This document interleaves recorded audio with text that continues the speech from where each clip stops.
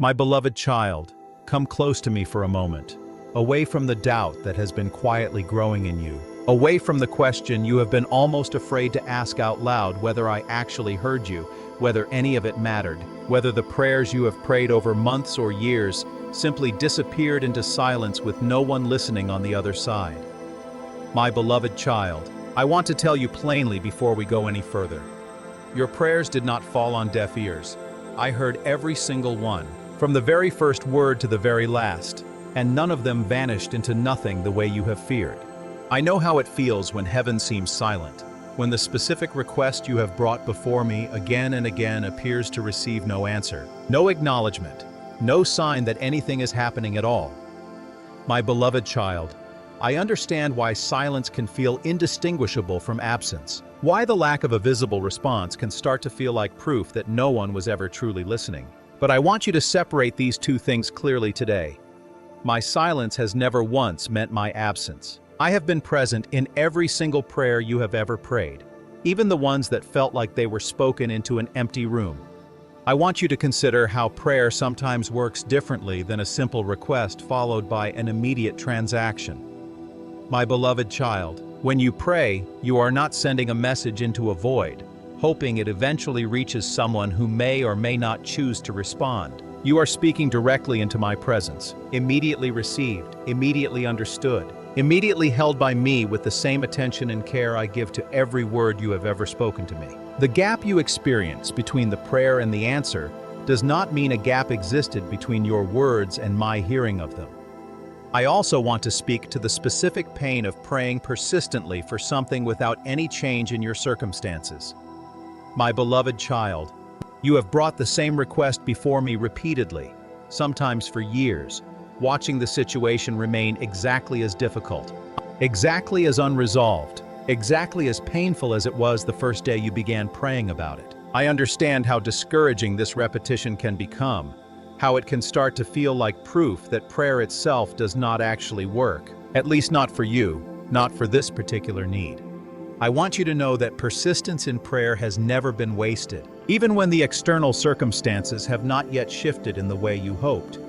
There is an old story of a woman who kept coming before a judge, demanding justice repeatedly, refusing to stop asking even when her request seemed to go unanswered for a long time. And I told that story specifically to teach persistence in prayer, to show that persistent asking is never wasted, that continuing to bring a request before me even without visible progress is itself a form of faith that matters deeply, regardless of how long the answer takes to materialize. My beloved child, your persistence has not been foolish or wasted. It has been faith, exactly the kind of faith I am always looking for. So my beloved child, receive this truth as the foundation for everything else I want to say to you in this letter. Your prayers did not fall on deaf ears. I heard every word, every unspoken longing beneath the words, every tear that accompanied the request, every moment of desperate hope you brought before me even when your faith felt thin and uncertain. None of it disappeared into silence. All of it was received fully by the one who has never once stopped listening to you. My beloved child, I have shown you that your prayers did not fall on deaf ears. And now I want to speak to the difference between my silence and my absence, because I know this distinction feels almost impossible to trust when you are living inside a season where both seem identical from where you stand. My beloved child, silence in a relationship does not always mean the other person has left the room. Sometimes silence is simply part of how a relationship unfolds, present but wordless, near but not yet speaking, still engaged even without an audible response. I want you to consider how differently silence functions between strangers compared to silence between two people who know each other deeply. Silence between strangers often does suggest disengagement, a lack of investment in continuing the conversation. But silence between two people bound by deep relationship can mean something entirely different. Comfort in each other's presence without needing constant words, patience while something is being processed, or simply the natural rhythm of a relationship that includes both speaking and quiet. My beloved child, my silence with you is never the silence of a stranger who has lost interest. It is the silence of someone who remains fully present, fully attentive, even in the moments I am not yet ready to speak the answer you are waiting for. I also want you to understand that my silence is often connected to timing rather than to indifference. My beloved child, I do not withhold a response because I do not care about your request.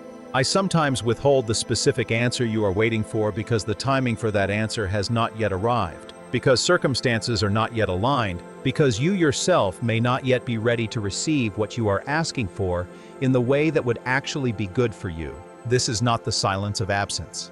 It is the silence of careful, attentive timing, still fully engaged with you even while the answer remains unspoken.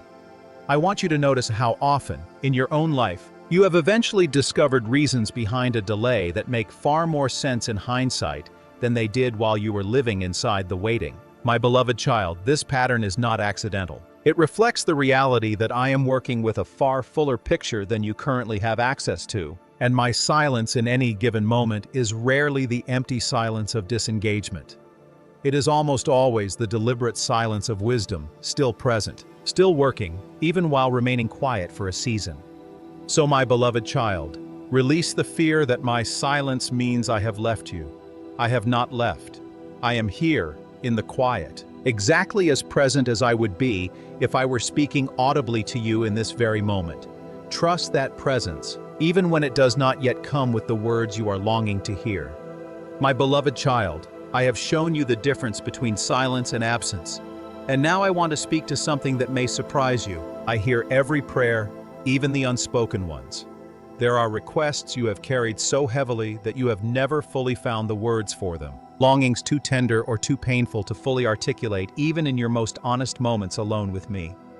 My beloved child, I hear these too. I do not require perfectly formed words in order to understand exactly what you are asking of me.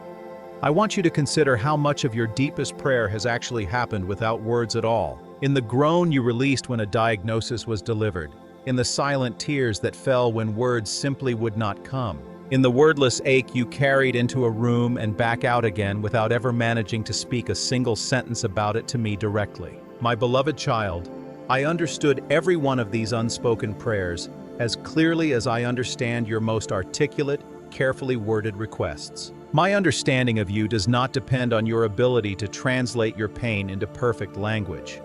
I also want to speak to the prayers you have prayed in fragments, incomplete sentences interrupted by exhaustion, single words repeated because you could not manage anything more coherent, prayers that consisted of nothing but your presence before me in a posture of desperate need.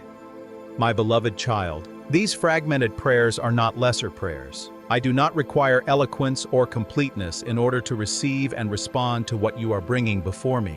Sometimes the most honest prayer is the one that cannot find full words at all, simply groaning, simply presence, simply need laid bare without articulation. I want you to know that there is a groaning too deep for words that intercedes on your behalf, translating even your wordless longing into something I fully understand and respond to. My beloved child, you are never actually praying alone. Even in the moments your own words fail you completely. There is a deeper communication happening, one that does not depend entirely on your own capacity to express yourself clearly, one that ensures nothing you carry goes unheard, simply because you could not find the language to speak it. So my beloved child, release the pressure to pray perfectly, to find exactly the right words, to fully articulate every dimension of your need before I will consider it a legitimate prayer. I hear your unspoken prayers as clearly as your spoken ones. I understand your fragmented sentences as completely as your most eloquent petitions. Nothing you have brought before me, in whatever form it took, has ever fallen on deaf ears. My beloved child, I have shown you that I hear even your unspoken prayers, and now I want to speak to the specific fear that has quietly settled into your heart. The fear that the answer to your prayer might actually be no. My beloved child, I want to gently offer you a different possibility to consider first, that many of the prayers you have interpreted as unanswered are not actually a no. They are a not yet, a distinction that matters far more than it might initially seem. I want you to consider how differently these two responses shape the way you carry the waiting. A no closes a door, offering a kind of resolution, painful, but at least clear enough to allow you to grieve and move forward. A not yet, however, keeps the door open, still forming, still developing, still moving toward a resolution that has not yet arrived. My beloved child, much of what feels like silence in your prayer life is not actually a closed door. It is a door still being prepared to open, at a time and in a way I have not yet revealed to you. I also want to address why I do not always clarify immediately which of these two responses you are receiving. If I told you plainly, at the very start of every prayer, whether the answer would eventually be yes or no, you might stop engaging fully in the relationship of prayer itself, treating it as a simple binary transaction rather than the deeper, ongoing conversation I actually want to have with you. My beloved child, some of what I am forming in you through the uncertainty of not yet knowing. The final answer could not be formed if I removed all uncertainty from the process. I want you to consider that even when the eventual answer does turn out to be no, this does not mean your prayer was ignored or wasted. My beloved child, a no, when it does come, is never a careless dismissal of your request. It is a considered response, shaped by a wisdom and a full understanding of your life that I possess, and you, in the moment of asking, often do not.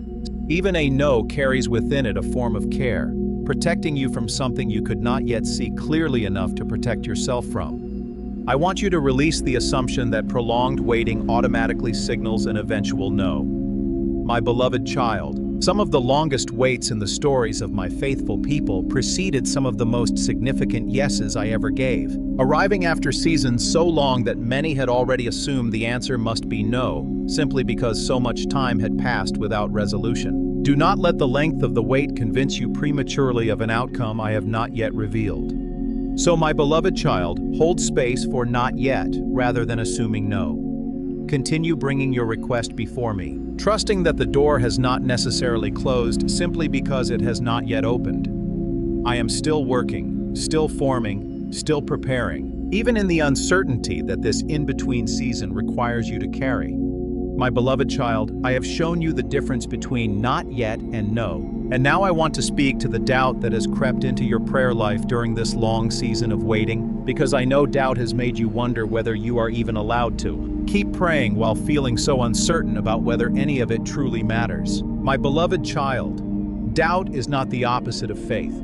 I want you to release the belief that questioning, wondering, or struggling to trust me disqualifies you from genuine faith or genuine prayer. I want you to consider the difference between doubt and unbelief. Unbelief is a settled refusal to trust, a decision to stop engaging with me altogether.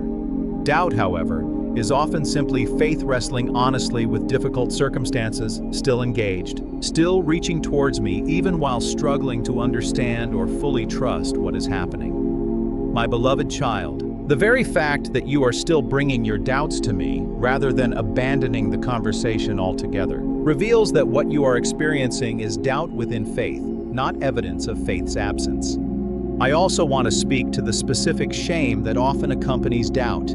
The sense that a truly faithful person would not struggle this much, would not question this deeply, would not feel this uncertain about whether prayer actually accomplishes anything. My beloved child, some of the most faithful people throughout history wrestled openly with doubt, crying out honestly about feeling forsaken, questioning why suffering continued despite persistent prayer, wondering aloud whether I had truly heard them at all. Their doubt did not disqualify them from deep relationship with me.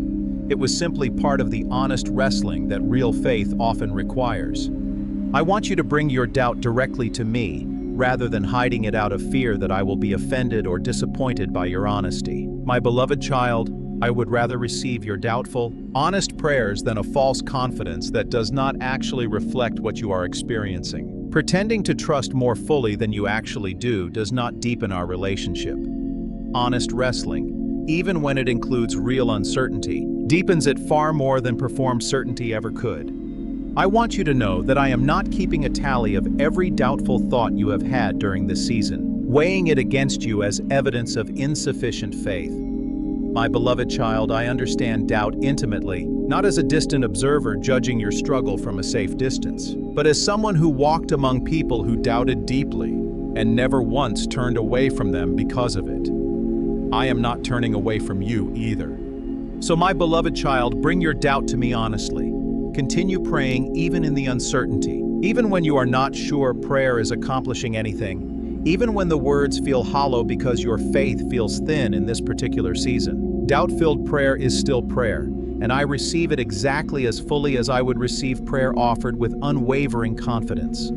My beloved child, I have shown you that doubt does not disqualify your faith. And now I want to speak to the specific pain of prayers that were answered, but not in the way you expected or wanted.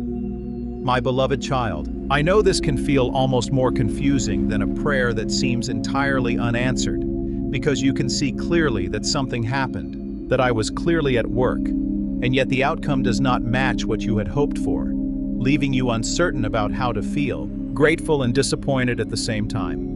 I want you to consider that my answers often address the deeper need beneath your request, rather than simply the surface request itself. My beloved child, you may have prayed for a specific relationship to be restored, and instead I brought you healing that allowed you to move forward whole, without that particular relationship being part of your future at all. You may have prayed for a specific opportunity, and instead I redirected you toward a different opportunity that served your actual gifting and calling far better than the one you originally requested. These are not failures to answer your prayer. They are answers shaped by a wisdom that sees more clearly than you could see when you first brought the request.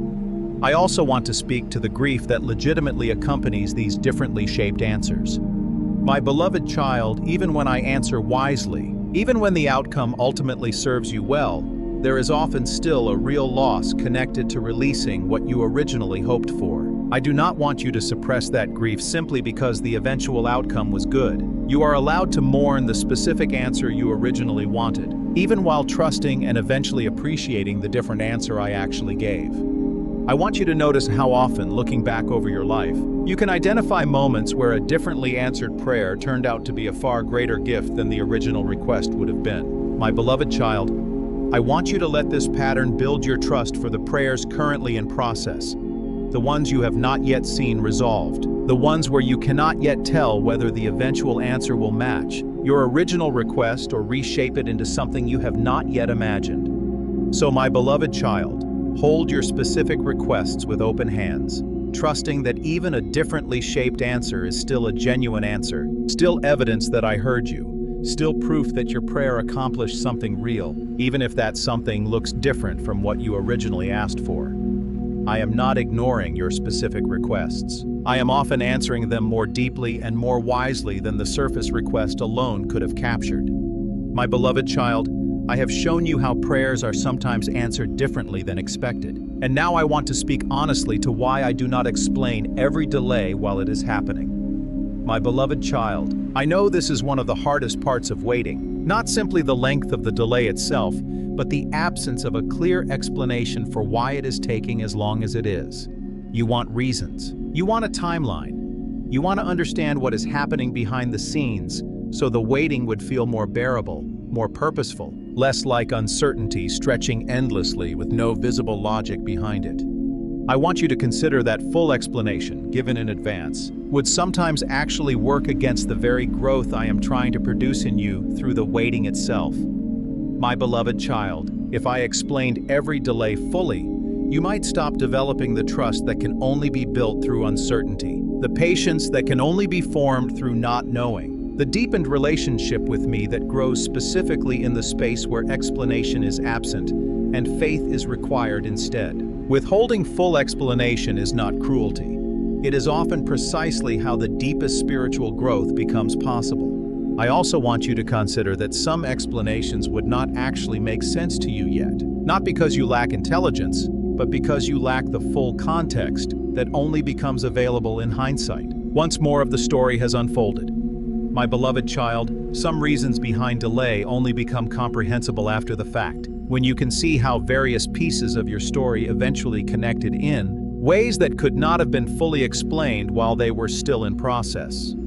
I want you to trust my character even in the absence of a clear explanation for my timing. My beloved child, you do not need to understand every reason behind a delay in order to trust the one who is orchestrating it. Trusting my character, rather than demanding full explanation before you are willing to trust my timing, is precisely the kind of faith that produces the deepest peace. A peace not dependent on having every question answered, but on knowing the one who holds every answer, even the ones you have not yet been given. I also want to speak to the anger that sometimes surfaces when explanation is withheld for a long time, the frustration of feeling entitled to understand why, especially when the waiting has been particularly painful. My beloved child, I am not offended by this anger, and I do not require you to suppress it in order to remain in relationship with me. Bring me your frustration honestly. I can hold it, even while I continue withholding full explanation for reasons that are ultimately for your good, even though they do not feel like it in the moment. So my beloved child, release the need for full explanation before you are willing to trust me with your continued waiting. I am not obligated to explain every delay in order to remain trustworthy. My trustworthiness has already been established through everything I have already shown you, and I am asking you to extend that same trust into the specific delay you are currently living through, even without every question fully answered. My beloved child, I have shown you why I do not always explain the delay, and now I want to speak to the prayer you prayed so long ago that you have almost forgotten you ever prayed it. My beloved child, some of the requests you have brought before me were spoken years earlier, in a different season, by a different version of yourself, and time has since worn away your memory of ever having prayed for that specific thing at all. I want you to know that I have not forgotten it, even though you have. Prayers do not have an expiration date simply because your own memory of praying them has faded over the years. I want you to consider how strange and wonderful it can be when an answer finally arrives for a request you prayed so long ago that you no longer even remember praying it, when the fulfillment catches you completely by surprise because the original prayer has long since faded from your active memory. My beloved child, I want you to trust that some of what you are currently praying for, even prayers you may eventually forget having prayed, are still being worked on, still moving toward fulfillment, even in seasons that stretch far beyond what your own memory could track. I also want to speak to the specific comfort available in knowing that time does not diminish the validity of a prayer. My beloved child, a request brought before me a decade ago carries the same weight, the same consideration, the same eventual possibility of fulfillment as a request brought before me this very morning. I am not more responsive to recent prayers than to older ones. My attentiveness to your requests does not fade with the passage of time, even when your own attentiveness to having made them does. I want you to release any anxiety about whether you have prayed correctly, consistently, or recently enough to warrant an answer. My beloved child, the validity of your prayer was never dependent on your ability to remember and repeat it perfectly across years of waiting. I remember every word, even the ones you yourself have long since forgotten speaking.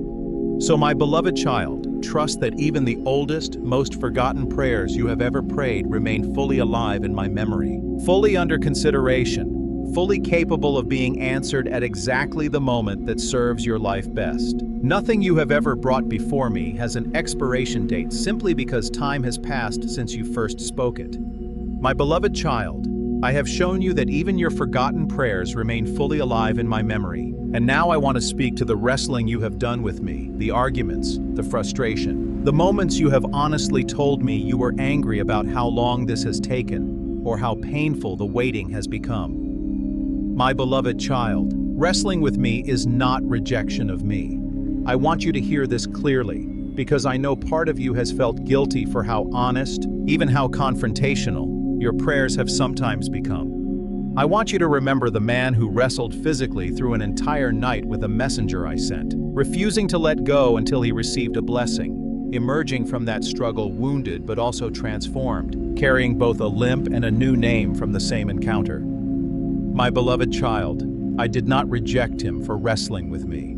I honored his persistence, his refusal to simply give up and walk away even in the middle of genuine struggle. I want you to know that your own wrestling carries the same kind of honor, even when it feels far from reverent, far from the polished, peaceful prayers you may believe you are supposed to offer instead. I also want to speak to the specific fear that honest, angry, or frustrated prayer might damage our relationship, might push me further away, might convince me that your faith is too weak or too volatile to be taken seriously. My beloved child, I am not fragile. Your honest wrestling does not threaten our relationship. It deepens it because it reflects real engagement rather than distant, polite disengagement. I would far rather have your honest anger directed toward me than a false calm that hides what you are truly feeling underneath. I want you to notice how the wrestling itself can become part of the answer, not simply a prelude to it. My beloved child, sometimes what I am doing through the wrestling is not primarily about resolving the specific request you brought, but about deepening the relationship between us through the raw honesty that wrestling requires. The struggle itself becomes sacred ground, not an obstacle standing between you and a more peaceful faith. So, my beloved child, continue wrestling with me honestly whenever you need to. Bring your anger, your frustration, your confusion, your refusal to simply accept silence without a fight.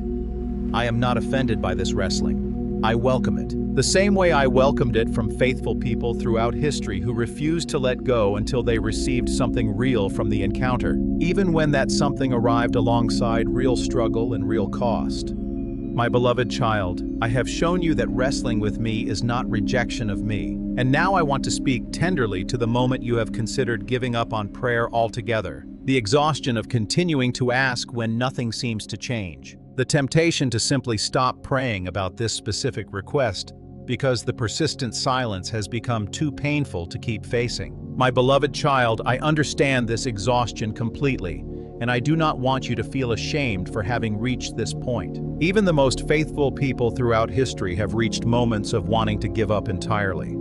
I want you to consider what it might look like to keep the relationship alive, even if you need to temporarily set down this specific request. My beloved child, giving yourself permission to stop repeating a particular prayer for a season is not the same as abandoning prayer altogether, and it is not the same as abandoning me. You can continue speaking with me honestly, even while acknowledging that you need a break from repeating this exact request, exhausted by asking the same thing over and over without any visible change. I also want to speak to the guilt that sometimes accompanies this exhaustion. The fear that stopping a specific prayer means you have failed, that persistent faith requires never once wanting to give up. My beloved child, persistence does not mean the absence of exhaustion. It simply means eventually returning, even after a pause, even after moments of wanting to stop entirely. If you need to step back from this specific prayer for a while, I want you to know that stepping back is not a spiritual failure. It is simply honest acknowledgement of your genuine human limits. I want you to bring me this exhaustion directly, rather than silently drifting away from prayer altogether out of shame for feeling tired of asking. My beloved child, tell me honestly that you are tired of praying for this. Tell me you do not know if you can keep bringing this request with the same hope you once carried. I am not disappointed by this honesty. I would rather have your exhausted truth than your performed persistence, offered only because you feel you are supposed to keep asking regardless of how depleted the asking has left you. So my beloved child, if you have reached the point of wanting to give up on this particular prayer, bring that honestly to me. Rest from it if you need to. I will still be here, still holding the request even during the season you cannot bring yourself to keep repeating it, and I will welcome you back to it whenever you are ready to pick it back up again, without judgment for the pause you needed to take. My beloved child, I have given you permission to rest from a prayer that has exhausted you, and now I want to speak plainly to something I want you to release completely: the fear that I am keeping score of your doubt, tallying every moment your faith wavered as evidence against you, preparing to hold your uncertainty against you when the time for answers finally arrives. My beloved child, I am not keeping that kind of score. I do not require a perfect, unwavering record of faith from you in order to remain faithful to what I have promised. I want you to consider the specific fear underneath this belief, the sense that answered prayer must be earned through sufficiently strong, sufficiently consistent faith, and that your doubt has disqualified you from receiving what you have asked for. My beloved child, this is not how my faithfulness operates. I do not distribute answers based on a scorecard of how perfectly you managed to trust me throughout the waiting. My answers flow from my own character, my own wisdom, my own timing, not from a performance evaluation of your faith consistency. I also want to speak to the anxiety this belief creates, the constant internal monitoring of your own doubt, worrying that each wavering thought is somehow working against your own prayer, sabotaging the very outcome you are hoping for. My beloved child, This anxious self-monitoring is exhausting and unnecessary. I do not want you to add the burden of perfectly managing your own faith onto the already significant burden of the waiting itself. Release the fear that your doubt is quietly working against you. It is not. I want you to know that if perfect, doubt-free faith were actually required in order for prayer to be effective, no prayer would ever be answered, because no human being has ever managed to sustain perfect, unwavering trust through every single season of difficulty.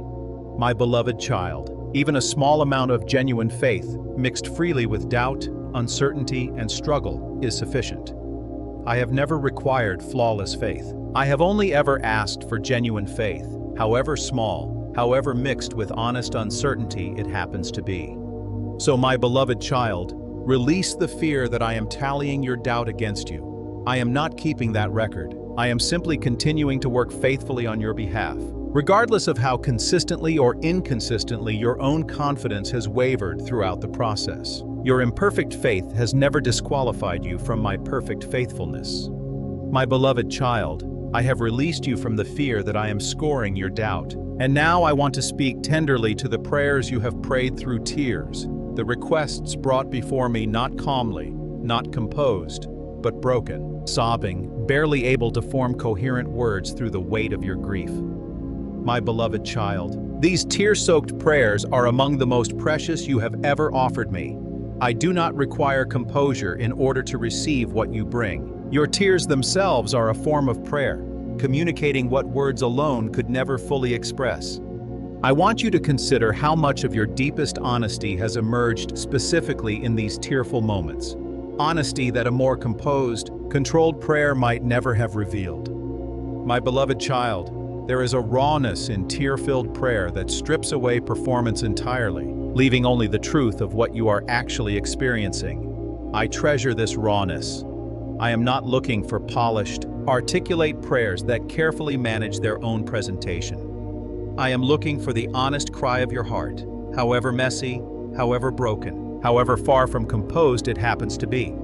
I also want to speak to the specific comfort available in knowing that I am present in the exact moment those tears fall, not waiting until you have composed yourself to finally draw near, but fully present in the middle of the breakdown itself. My beloved child, I do not require you to finish crying before I will listen. I am listening during the crying, present in the middle of the sobbing, receiving every broken word and every silent tear as a complete and valid prayer in its own right. I want you to know that I collect these tears, valuing them the way you might value the most sincere gift someone could ever offer you. My beloved child, tear-filled prayer is not a lesser form of prayer, something to apologize for or feel embarrassed by. It is often the most honest, most deeply felt prayer you will ever offer, and I receive it with the same tenderness a loving parent offers a child who comes to them in genuine, unguarded distress. So, my beloved child, do not feel ashamed of the prayers you have prayed through tears. Bring me your grief exactly as it is, without needing to compose yourself first, without needing to manage how the prayer sounds or whether it makes coherent sense. I hear every broken word, every silent sob, every tear that falls in the middle of your most honest, unguarded moments before me. My beloved child, I have shown you how precious your tear-filled prayers are to me, and now I want to say plainly, one more time in different words, unanswered does not mean unheard. I want this distinction to settle deeply into you, because it addresses one of the most persistent fears you carry about prayer, the belief that the absence of a visible answer proves the absence of genuine attention on my part. My beloved child, hearing and answering are two different acts, and the first does not depend on the second in order to be real and complete. I want you to consider how, in ordinary human relationships, you can fully hear someone's request without yet being able to fulfill it. A friend might ask you for help with something you genuinely want to provide, and you might hear them completely, understand their need fully, and still not yet be in a position to give them exactly what they asked for. Not because you were not listening, but because circumstances have not yet allowed you to respond in the way you would like to. My beloved child, this is closer to how you should understand the gap between my hearing and my eventual answering. The gap does not reflect inattention. It reflects the complexity of timing, circumstances, and wisdom that must align before certain answers become possible. I also want to speak to how deeply this distinction can change the way you experience the waiting itself. My beloved child, waiting for an answer while trusting that you have genuinely been heard feels entirely different from waiting while suspecting you were never truly listened to at all. The first kind of waiting can still be difficult, but it carries a foundation of trust and dignity. The second kind of waiting adds an additional layer of despair, the fear that the waiting itself is meaningless because no one was ever actually paying attention. My beloved child, I want to remove that second layer from you completely. You have always been heard, fully, attentively, even during the longest seasons of waiting for a visible answer. I want you to return to this phrase whenever the old fear resurfaces. Unanswered does not mean unheard. Let it become a phrase you can reach for quickly, interrupting the spiral of doubt before it convinces you that your prayers have been ignored simply because they have not yet been visibly answered. So my beloved child, receive this truth fully today. Every prayer you have ever prayed has been heard completely, immediately, attentively, by me. The waiting you are experiencing reflects the complexity of timing and wisdom required for the eventual answer, not any failure of attention on my part. You have always been heard. You will always be heard. This has never once been in question, even when the answer itself has remained, for a season, unseen. My beloved child, I have shown you that unanswered does not mean unheard.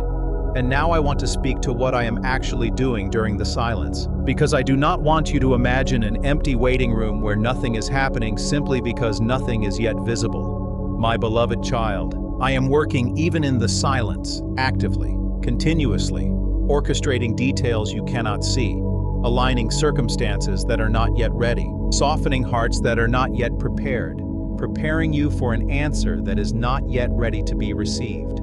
I want you to consider the many moving parts that often must align before a specific prayer can be answered in a way that truly serves your good. My beloved child, some prayers involve other people, their own choices, their own timing, their own journeys that must unfold according to their own process, not simply according to your desired schedule. Some prayers involve circumstances still being arranged, resources still being gathered, opportunities still being formed. My beloved child, none of this complexity is visible to you while it is happening, but all of it is real, all of it is active, and all of it is part of why the silence you are experiencing is not empty. I also want to speak to the internal work I am doing in you during this silence, work that is just as significant as any external circumstance being arranged on your behalf. My beloved child, I am often using the waiting itself to prepare you to receive the answer well, to develop the character, the wisdom, the readiness that will allow you to steward what I eventually give you, rather than being overwhelmed or unprepared for it. This internal work happens slowly, quietly, often without your full awareness of how much it is actually accomplishing. I want you to trust that busyness behind the scenes does not require visibility in order to be real. My beloved child, an enormous amount of preparation happens before any significant construction becomes visible above ground. The same is true of the answers I am preparing for you. Much of the work has already begun, long before you will ever see any outward sign of it, hidden entirely within the silence you have been experiencing.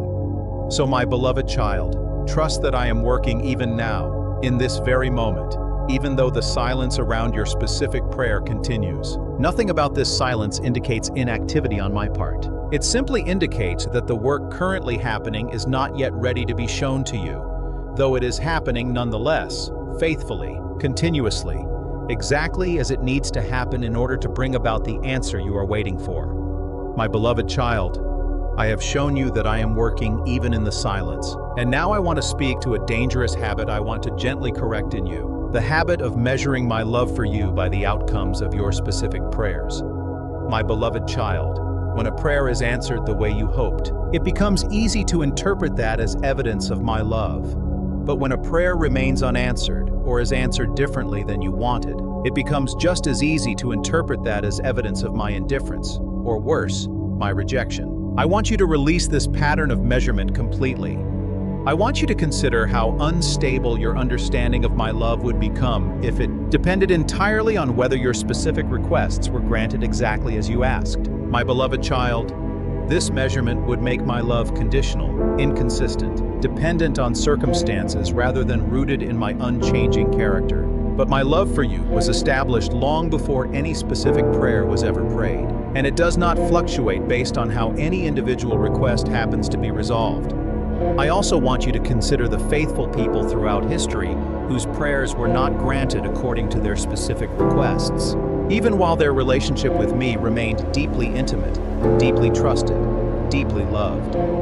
My beloved child, unanswered prayer, or differently answered prayer, has never been evidence of diminished love in my dealings with faithful people throughout every generation. Some of the most beloved, most faithful people I have ever known carried unanswered prayers throughout their entire lives, without that reality ever indicating anything less than my full love toward them.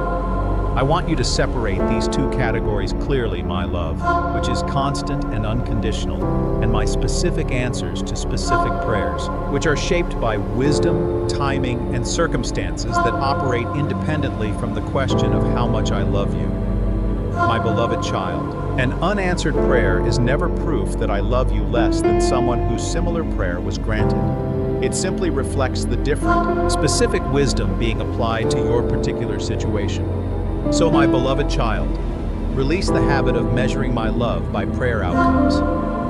My love for you remains completely secure, completely unwavering, whether this specific prayer is answered exactly as you hope, differently than you expect, or not within the time frame you would prefer. Anchor your understanding of my love in my unchanging character, not in the shifting outcomes of any individual request. My beloved child, I have shown you that my love does not fluctuate with the outcomes of your prayers. And now I want to speak specifically to the prayers I am still actively answering right now, in this exact season of your life, even though you may not yet be able to perceive any movement. My beloved child, I want you to consider your prayer life as an ongoing collection of requests, some newly spoken, some carried for years, all of them currently in various stages of being addressed, even though none of that process is visible to you from where you currently stand.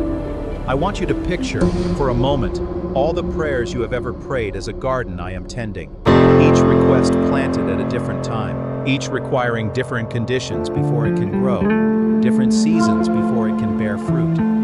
My beloved child, some of what you planted years ago is already growing steadily beneath the surface, invisible but developing exactly as it should. Some of what you planted more recently is just beginning to take root, still fragile, still early in its process. None of it has been neglected or forgotten, even the parts of the garden that show no visible growth yet from where you are standing. I also want to remind you that I am not overwhelmed by the sheer number of prayers you have brought before me over the years. My beloved child, you may worry that your many requests compete with each other for my limited attention, that praying for too many things means some of them inevitably get lost or deprioritized. I want you to release this worry completely. My attention is not divided the way human attention is divided. I am able to fully attend to every single prayer you have ever prayed, simultaneously, completely, without any of them receiving less consideration because of how many others exist alongside it. I want you to actively look in this current season for small signs that these ongoing prayers are indeed being worked on, even in ways you might not have initially expected. My beloved child, sometimes the work becomes visible in unexpected places, a shift in your own heart, a new opportunity you did not directly ask for but that serves the underlying need behind your original request, a piece of encouragement arriving at exactly the moment you needed it most. These are not coincidences. They are evidence, often subtle, that the prayers you have prayed are actively being tended, even while the specific outcome you are ultimately waiting for remains still forming. So my beloved child, trust that every prayer you have ever prayed remains actively under my care right now in this exact moment, tended with the same attentiveness I gave it the day you first spoke it. None of it has been set aside, forgotten, or lost among the many other requests you have brought before me over the years. Each one continues to matter fully, exactly as much as it did the moment you first prayed it. My beloved child, I have shown you that every prayer you have ever prayed remains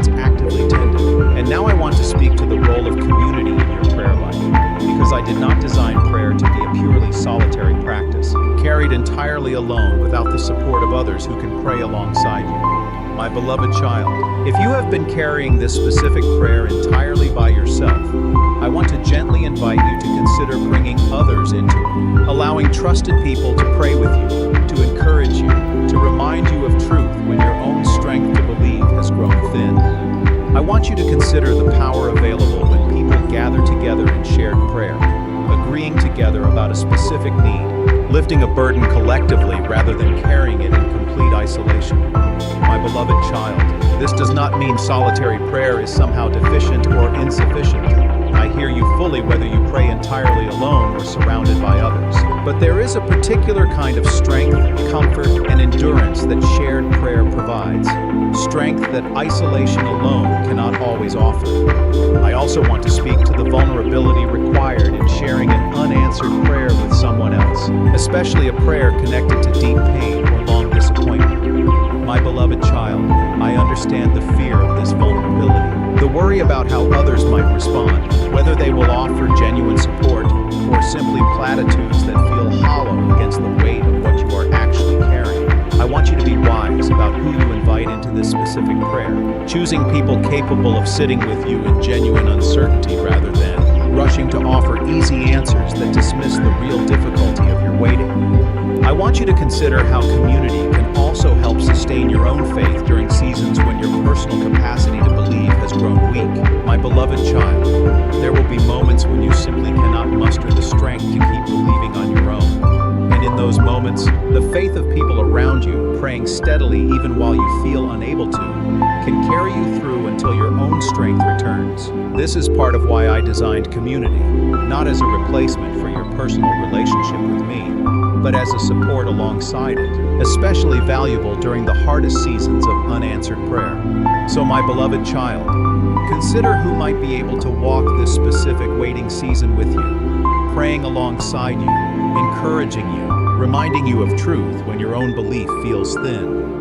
You were never meant to carry every prayer entirely alone, and I have placed people in your life, or will place them there, capable of sharing this particular burden with you. My beloved child, I have spoken to the value of shared prayer and community, and now I want to speak to the moment your prayer finally receives its answer, because even that moment requires a particular kind of grace to receive well. My beloved child, when the answer finally comes, after however long you have waited, I want you to receive it fully, without letting the length of the wait diminish your ability to celebrate what has finally arrived. I want you to consider the specific temptation to feel numb rather than joyful when a long-awaited answer finally comes, a kind of emotional exhaustion that is built up over so many seasons of disappointment that even genuine good news struggles to break through it fully. My beloved child, if you notice this numbness when your answer finally arrives, I want you to be gentle with yourself about it. It does not mean you are ungrateful. It simply means the waiting cost you something real, and healing from that cost may take a little time even after the answer itself has arrived. I also want to speak to the mixture of joy and lingering grief that sometimes accompanies a delayed answer. Joy over what has finally come, but also grief over the years spent waiting for it. Grief over what the waiting itself cost you. Grief that cannot be fully resolved simply because the prayer has now been answered. My beloved child, I want you to allow both of these emotions to exist together, without needing one to cancel out the other. You are allowed to celebrate the answer fully while still grieving the wait that preceded it. I want you to remember, when the answer finally comes, to look back honestly at everything you learned during the waiting itself. The patience developed, the trust deepened, the character formed in ways that could not have happened any other way. My beloved child, I do not want the answer itself to overshadow the genuine growth that happened during the season leading up to it. Both the growth and the answer are gifts, and I want you to receive them together, understanding that neither one diminishes the value of the other. So my beloved child, when your answer finally comes, and it will come, receive it fully, joyfully, without letting exhaustion or lingering grief steal the celebration you deserve. And until that day arrives, continue trusting that the same faithfulness that will eventually bring the answer is already present with you now, in the middle of the waiting itself. My beloved child, I have shown you how to receive the answer when it finally comes, and now I want to speak to the deeper trust I am inviting you into, trusting my character more than my timing. My beloved child, timing will always remain somewhat mysterious to you, difficult to predict, difficult to fully understand even in hindsight. But my character does not need to remain mysterious. It has been revealed to you consistently, through everything I have already done, through every promise I have already kept, through every season you have already walked through and can now look back on with understanding you did not have at the time. I want you to consider building your trust on the foundation that is actually stable, rather than the foundation that will always feel uncertain. My beloved child, my timing will continue to feel uncertain to you, because you do not have access to the full picture that shapes it. But my character, my faithfulness, my love, my wisdom, these do not shift the way timing appears to shift. They remain constant, knowable, trustworthy, regardless of how confusing the timing of any specific answer might currently feel. I also want to speak into what it looks like practically to trust character over timing. My beloved child, it means continuing to believe I am good, even when the timing of this particular answer makes no sense to you. It means continuing to trust that I love you, even when the waiting has stretched far longer than you expected. It means anchoring your confidence not in predicting when the answer will come, but in knowing who is holding the answer, regardless of when it finally arrives. I want you to practice this specific shift whenever the confusion about timing threatens to overwhelm you. Instead of asking only when will this happen, also ask who is holding this. And let the answer to that second question steady you even while the first question remains unresolved. My beloved child, I am holding it. I have always been holding it. And the one holding it has never once failed to bring about exactly what was needed, exactly when it was needed, throughout the entire history of everyone who has ever trusted me. So my beloved child, shift your trust today from timing, which will always feel uncertain, to character, which has already proven itself trustworthy again and again. Let this shift steady you through whatever remains of this current season of waiting, however long it turns out to be. My beloved child, I want to speak to one more layer of this waiting before we move toward the close of this letter. The way unanswered prayer can quietly reshape how you approach me in future requests, making you hesitant to ask boldly again, guarded, bracing yourself in advance for another disappointment. My beloved child, I do not want this particular kind of caution to become the permanent posture of your prayer life. I want you to keep asking boldly, even after disappointment, even after seasons of waiting that stretched far longer than you hoped. I want you to consider how natural this hesitancy is, a kind of self-protection developed after repeated experiences of hoping deeply and then facing continued waiting. My beloved child, I understand why you have grown more cautious in what you ask for, more careful about how much hope you allow yourself to feel before an answer arrives. But I do not want fear of disappointment to shrink the boldness with which you approach me. I welcome your big requests, your specific hopes, your full-hearted asking, even knowing that the answer may take longer than you would prefer. I also want to speak to the specific temptation to ask for less than you actually desire, hedging your prayers so that a lack of answer will hurt less, protecting yourself preemptively from disappointment by never fully voicing the full scope of what you actually long for.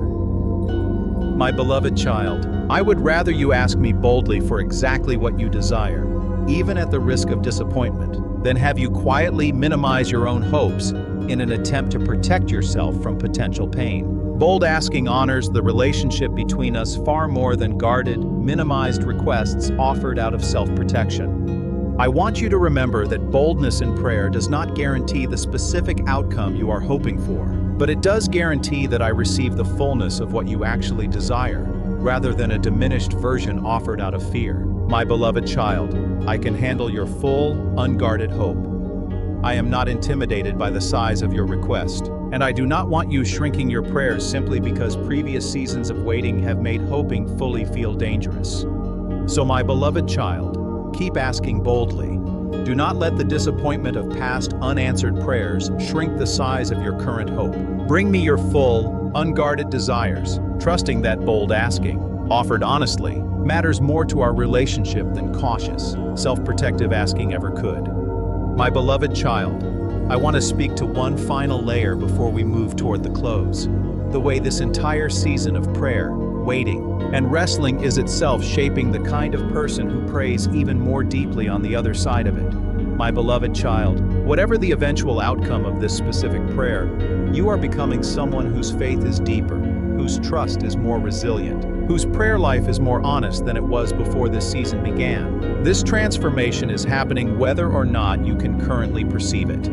I want you to consider that the prayers you will pray in the future, after this season concludes, will carry a depth and a texture that could not exist without having walked through this particular waiting. My beloved child, easy answers rarely produce the same depth of relationship that difficult, prolonged waiting eventually produces. The very difficulty you are currently experiencing is forming something in your prayer life that will serve you, and potentially others you eventually help for the rest of your life.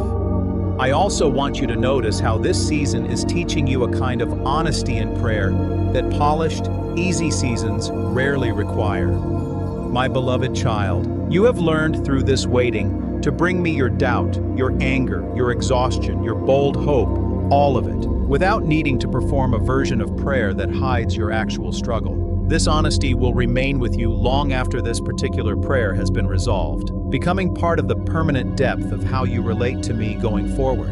I want you to trust that none of this formation is separate from the answer itself. It is part of the fuller answer I am giving you, alongside whatever specific outcome you are ultimately still waiting for. My beloved child, I am not simply working toward a single resolved circumstance. I am working toward a transformed relationship between us, deeper, more honest, more resilient than it was before this waiting began. And that transformation is happening in real time, even now, even in the middle of the uncertainty you are currently carrying. So my beloved child, hold on to this truth as you continue waiting. You are being formed deeply and permanently through this season of prayer and uncertainty, and that formation is itself part of my answer to you, arriving alongside whatever specific resolution you are still hoping for.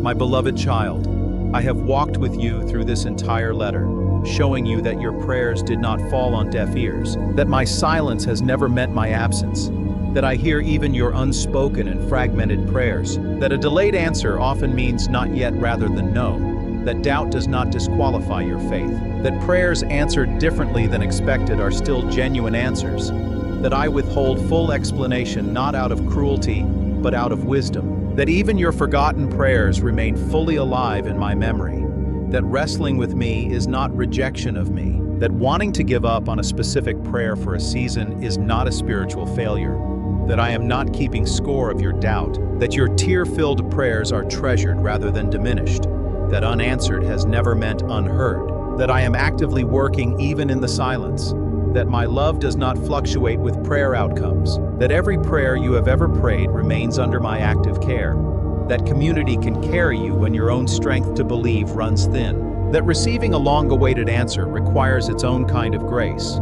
that trusting my character matters more than predicting my timing, that bold asking honors our relationship more than guarded, self-protective prayer, and that this entire season of waiting is forming something permanent and valuable in you, regardless of when the specific answer finally arrives. I want you to carry this image with you the next time doubt whispers that your prayers have gone unheard, unnoticed, unanswered forever. My beloved child, remember the room, remember the scrolls, remember that nothing you have ever prayed has disappeared into nothing. It has all been received, preserved, and is being woven, even now, into a story far larger and far more intricate than you could ever fully perceive from where you currently stand. My beloved child, I want to speak once more to the ordinary days between now and the day your answer finally arrives, because most of your life will not be spent in the dramatic moment of receiving an answer. It will be spent in these ordinary in-between days, the ones that require you to keep believing without yet seeing, keep praying without yet knowing, keep trusting without yet understanding. My beloved child, these ordinary days matter as much as the eventual day of resolution, and I do not want you to treat them as merely something to endure until the real moment finally arrives. I want you to consider what it might look like to find genuine peace within the ordinary waiting itself, not a peace that depends on the outcome finally changing, but a peace rooted in the relationship we are building together throughout this entire process. My beloved child, if you wait only for the peace that comes after the answer, you will spend most of your life without peace at all, since most of life is lived in the waiting rather than in the singular moments of resolution. I want to teach you a peace available right now, in the middle of the unresolved, not contingent on anything changing before you are allowed to feel it. I also want to speak to the practice of gratitude even within ongoing unanswered prayer. Not gratitude for the difficulty itself, but gratitude for what remains true and good, even while this specific request remains unresolved. My beloved child, practicing this kind of gratitude does not mean pretending the unanswered prayer does not hurt. It means refusing to let that specific unresolved area define the entirety of how you experience your life, allowing room for genuine thankfulness alongside genuine longing. I want you to trust that I am present in these ordinary days as fully as I will be present on the day your prayer is finally answered. My beloved child, the day of resolution is not more sacred to me than today. This ordinary day, in the middle of the waiting. I am fully here, fully attentive, fully engaged in your life today, exactly as I will be on whatever future day finally brings the resolution you are longing for. So my beloved child, live fully within these ordinary in-between days.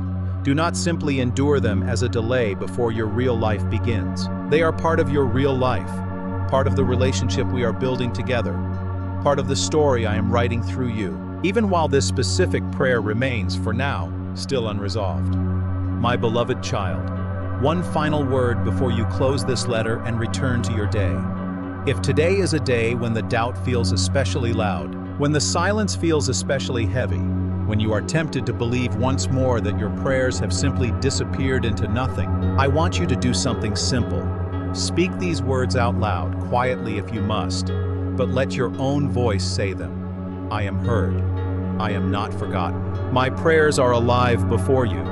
My beloved child, let this small act of speaking truth interrupt the doubt before it takes hold too deeply, reminding yourself of what this entire letter has already spoken over you.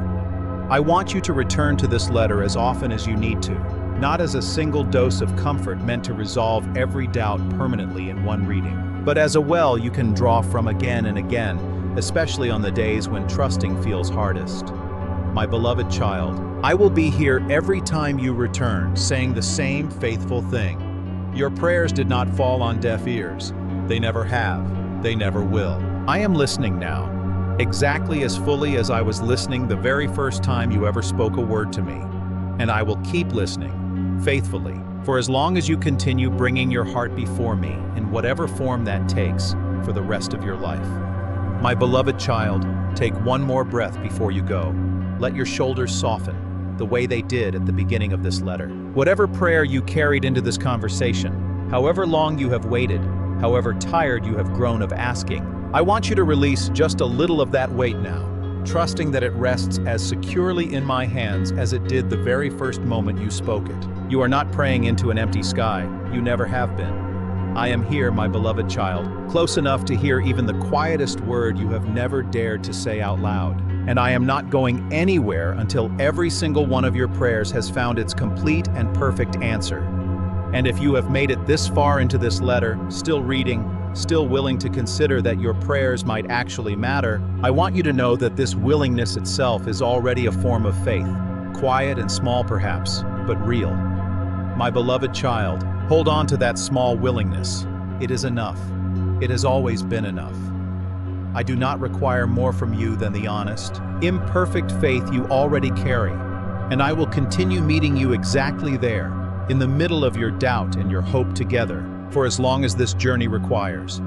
My beloved child, before you go, remember this above everything else this letter has spoken. There is no prayer too small for me to notice, no wait too long for me to remain faithful through, no doubt too deep for me to still call you mine. Whatever you brought into this letter today, whatever ache or question or exhaustion led you here, carry this one truth back into your ordinary life. You were heard. You are heard. You will always be heard. Go now in peace, trusting the one who has never once stopped listening. I love you, my beloved child, in the waiting and in the answer, in the doubt and in the faith. In the silence and in the moment, my voice finally breaks through with exactly what you have been longing to hear. Rest now. I have you. I always have. And when the answer finally comes, whenever that day arrives, remember to come back and tell me about it. Not because I will not already know, but because that conversation, you and me, celebrating together what we walked through together, is part of the relationship this entire long season of waiting was always building toward in the first place. I look forward to that day with you, my beloved child, even now, even in the middle of this waiting that still continues.